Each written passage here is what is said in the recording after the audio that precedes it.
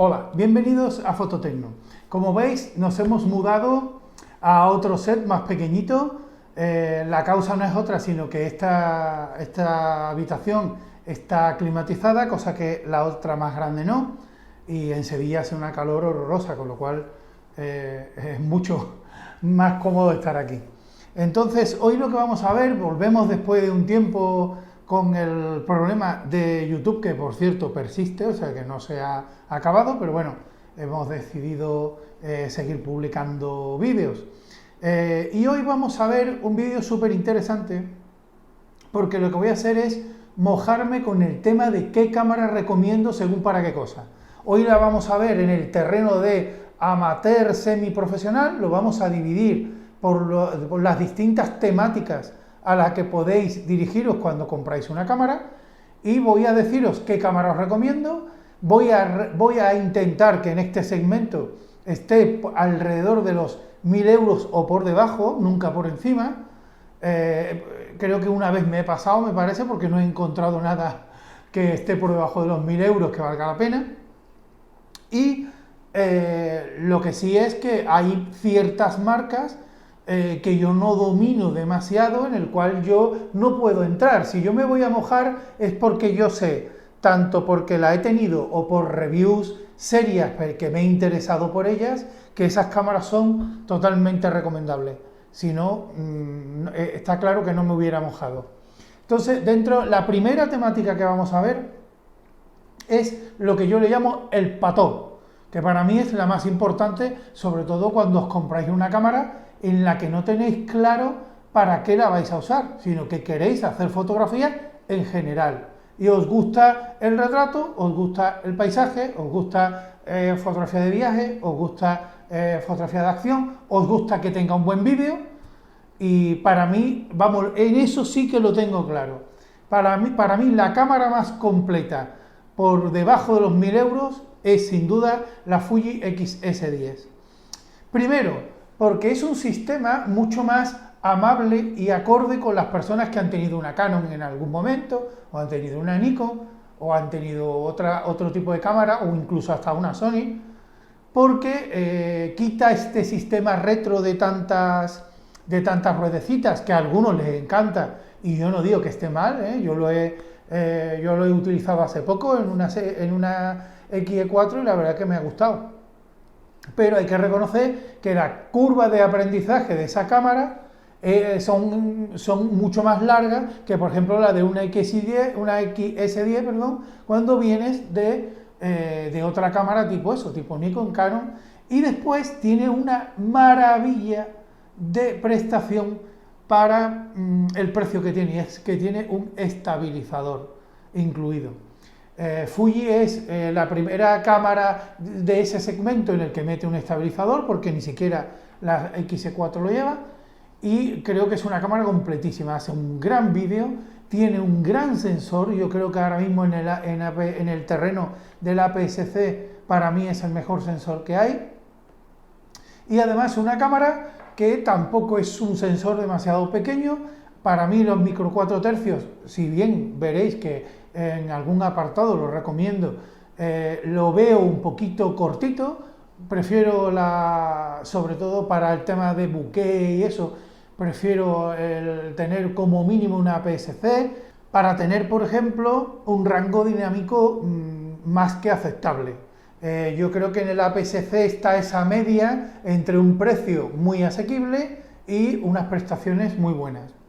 En el apartado de naturaleza, aquí tengo que distinguir dos tipos de fotografía de naturaleza muy diferentes. Una es la de paisaje, que ahí recomiendo quizás el que os vayáis a una full frame baratita, y ahí es complicado encontrarla por menos de 1000 euros, os tenéis que ir a lo mejor en un modelo que se venda todavía, que esté un poquito antiguo. Póngase, por ejemplo, la Canon 6D, la 1, la 2, quizás esté algo por encima de los 1000 euros, o por ejemplo la Nikon D610. ¿Por qué recomiendo el full frame? Porque cuando te metes en el uso de grandes angulares, sobre todo si son muy extremos, es mucho más fácil de construir y dar calidad con un angular hecho para full frame que hecho para formatos inferiores. Cuanto más pequeño sea el formato, más complicado. Con lo cual yo recomiendo que os hagáis de una full frame que sea baratita. Incluso Sony, aunque evidentemente la A7 III dio un salto adelante brutal en cuestión a enfoque y autonomía, la A7 II y la A7 I para el tema de paisajes os puede valer perfectamente. Bueno, y ahora vamos a ver, por ejemplo, en lo que es el otro sector fotográfico de la naturaleza, que es la fotografía de animales. Si no tenéis la posibilidad de hacer grandes mamíferos y cosas de esas, lo más lógico, si os movéis por aquí por España, es que lo hagáis sobre todo de pájaros, de aves. Ahí sí recomiendo una cámara micro 4 tercios, porque si las circunstancias lumínicas lo permiten, tened en cuenta que la focal va a multiplicar por 2, con lo cual el tener un 600 milímetros, por ejemplo, en full frame, os vais a tener que meter en ópticas muy poco luminosas y caras, como por ejemplo las Tamron o las Sigma, que no están mal, que se pueden comprar. Si esas mismas las metéis en una PSC ya tenéis un 900, pero es que por ejemplo una cámara micro 4 tercios con un 70-300, que suele ser ópticas muy asequibles, económicas, relativamente económicas, va a daros muy buena calidad y tenéis ya el 600. Ahí quizás pues, os podéis ir, por ejemplo, a la OMD M5, la Mark III, por ejemplo, está rondando los 1000 euros, ¿no? Más baratita, sale sobre los 800 euros aproximadamente. Después vamos a ver lo que es la street photography o fotografía de calle.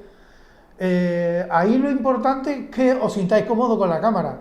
Hay personas que llevan una full frame y se ven cómodos con la cámara, pero hay que reconocer que la mayoría de las personas nos sentimos más cómodos haciendo este tipo de fotos con una cámara pequeñita. Y ahí me encantó la X4 de Fuji, porque sigue teniendo ese sensor maravilloso, el X-Trans de 26 megapíxeles. Es una cámara que está en 840 euros, por debajo de los 1000, y me encantó la calidad y lo pequeñita que es. El único problema que tenía, acordaros, para vídeo era un poquito latosa el tema del botón que no era dedicado, y que después no tiene una buena empuñadura. Si le vais a meter después ópticas grandes, podéis echar de menos una buena empuñadura, cosa que las XS10 sí tienen. Por eso incluso para Street Photography, aunque yo recomiendo la X4, yo me compraría la XS10 también, pero bueno. Y para viajes exactamente igual. Hay cámaras muy pequeñitas que pueden dar muy buen resultado, incluso hasta algunas compactas de 1 pulgada para el tema de viajes que van muy bien. Después estas mismas de Street Photography, de este tipo de cámaras así, la X4 o la Pro 3, pueden ir muy bien, pero yo sigo prefiriendo para los viajes, porque no es una cámara grande, ni mucho menos, ni pesada, ni mucho menos, prefiero la XS10 también. Estoy apuntado a esa cámara, nadie me paga aquí un duro. Os digo que es que esa cámara la verdad es que me encanta. Bueno, el tema de retrato, si os gusta la fotografía de retrato, con cualquier cámara se puede hacer un buen retrato, evidentemente, pero el problema está la dificultad para obtener un buen bokeh. Y ahí me pasa lo mismo que en los paisajes. Os recomiendo una cámara full frame baratita. Y para eso tenemos una 6D o sin espejo la RP, creo que era la más baratita. En Nikon podéis comprar una Z5. Sé que estas cámaras que os estoy diciendo están siempre por encima de los 1000 euros, 1200, 1000, quizá la RP ya haya bajado de precio. Las 6D Mark II también os las recomiendo, o las Nikon, las 610 o las 750, que ahora con la novedad de la 780, que lleva ahora un año y medio en el mercado, la 750 sigue todavía vendiéndose a un precio cojonudo, y siempre diré que es una cámara súper recomendable, y os lo digo en primera persona porque es la cámara full frame que yo tengo. Después entramos en lo que es la fotografía artística, una fotografía más conceptual, y ahí depende exclusivamente de qué tipo de fotografía vayáis a hacer. para muchas personas que hacen fotografía conceptual, la nitidez no es lo más importante, con lo cual, ni la rapidez de enfoque, con lo cual prácticamente cualquier cámara le puede valer. Yo creo que ahí lo que tenéis que pensar antes de nada es si vais a hacer analógico o digital, porque en este tipo de fotografía todavía hay muchas personas que hacen analógico, y en el caso de que vayáis a digital, quizás os recomiende, por ejemplo, yo conozco a muchas personas que se dedican a este tipo de fotografía que se han ido a, por ejemplo, una gama full frame baratita. Por ejemplo, conozco a muchos con la 6D de Canon. Muchísimas personas de esta profesión que están con la 6D de Canon, que no significa que con cualquier cámara se puede hacer este tipo de fotografía perfectamente. Depende de qué proyecto fotográfico es el que hagáis, si es muy importante la nitidez o no, y ahí es importante tanto la cámara como ya veremos más adelante el tema de las ópticas, evidentemente. Después vamos a pasar un poquito a lo que es la fotografía de deporte y acción. Si os gusta mucho este tipo de fotografía, ahí vais a tener que darle preferencia en la cámara, sobre todo a la velocidad de enfoque. Y ahí tengo yo claro quién es el ganador con diferencia en una gama asequible, en una gama asequible. Y el ganador con diferencia son las Sony. Yo creo que la Sony, toda la gama APS-C, desde la 6000, yo recomiendo ya que os vayáis a la 6100, que es un poco más cara, pero la 6000 se ha quedado ya un poquito obsoleta. Desde la 6100 para arriba hasta la 6600, que ya se pasa de precio. Yo creo que por debajo de los 1000 euros podréis encontrar ahora mismo la 6100, la 300, y yo creo que la 400 no, me parece que la 400 quizás se pase un poco ya de los 1000 euros, y son cámaras con un autofoco extremadamente rápido. Yo creo que prácticamente igualan a sus homólogas de full frame y tienen un seguimiento al ojo. Yo creo que ahora mismo en ese sentido son las cámaras más recomendables. Tienen una cosa muy buena también, y es que al contrario que Fuji, que tiene muy buenas ópticas, no demasiado caras, pero solamente la tienes que comprar de su marca, Sony lo bueno es que tiene muy buenas ópticas de Sigma, de Tamron, de terceras marcas, muy buenas, muy buenas.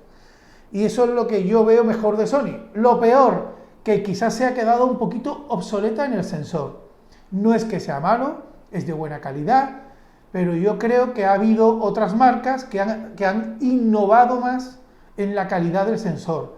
El sensor de una 6500 o una 6600 se parece demasiado en calidad al de una 6000 que tiene ya 7-8 años. Y bueno, en el tema, ya por último, vamos a ver el tema del vídeo, y aquí es otra cosa que lo tengo claro.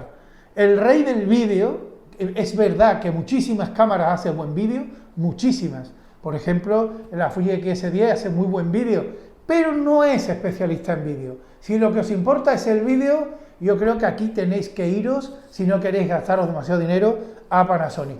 A Panasonic.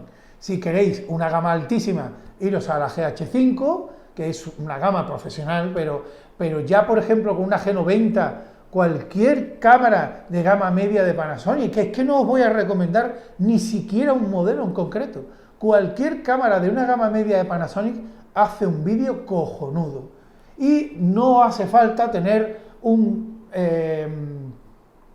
sensor demasiado grande, porque en este caso muchos sensores, por ser grande, por ejemplo, la gama APS-C de Canon, les aplica un recorte brutal cuando quieres grabar en 4K, cosa que no pasa con Panasonic. Además, Panasonic, una de las cosas más importantes para una cámara de vídeo, evidentemente, es el estabilizador, y lo implementa casi en todas sus cámaras, con lo cual mi recomendación es Panasonic. Bueno, en un vídeo posterior a este veremos cuáles son mis recomendaciones para las temáticas de salidas profesionales de la fotografía. Estos son salidas amateur, no significa que no se puedan usar profesionalmente, para nada. Ya sabéis cuál es mi opinión. Una cámara profesional es aquella con la que se cobra dinero. Si tú lo haces con una digital de hace 10 años y que te ha costado de segunda mano 100 euros, pues ole. Está claro que lo que hay que hacer es hacer las fotografías que tú quieras hacer.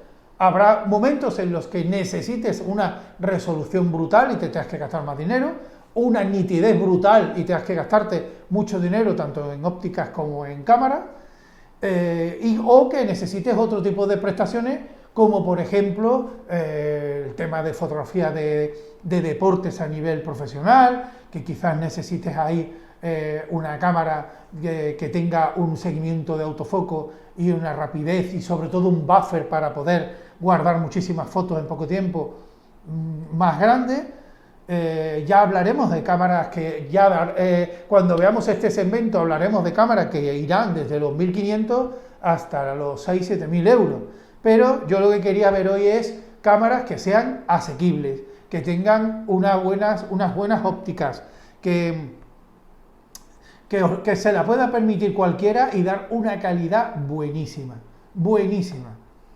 Bueno, pues muchísimas gracias por ver el vídeo, no olvidaros de suscribiros y darle a la campanita para que os avisemos ahora más que nunca con el tema del problema este, que iremos publicando los vídeos con menos asiduidad, y muchísimas gracias.